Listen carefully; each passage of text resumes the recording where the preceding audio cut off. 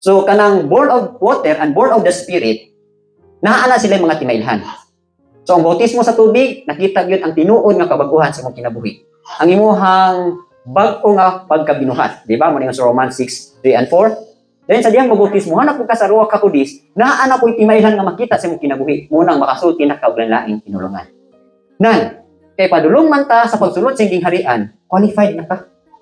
Ang atuan na lang nga mahuman nato atong lumba, nini nga kinabuhi, mahuman tagtuman sa kabubuton, dayon ang entrada sa pagsulod sa gingharian open wide.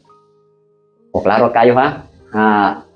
Dili nato na pwedeng ibaliwala na nga pulong. Whether we like it or not, one day, kung sa gipamulong ni Rabuni Yeshua, muugid pud ang iyang ipaningil sa matag tao o sa matag ginuhat niyang himo.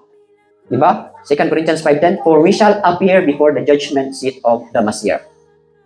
So, muatubang yun ang matag usa. Dahil kung sa'y basihanan siyang judgment, ang tanan niyang ipamulong. Asa man nakakita? John 12:48, diba? O, basahan niyo sa John 12:48.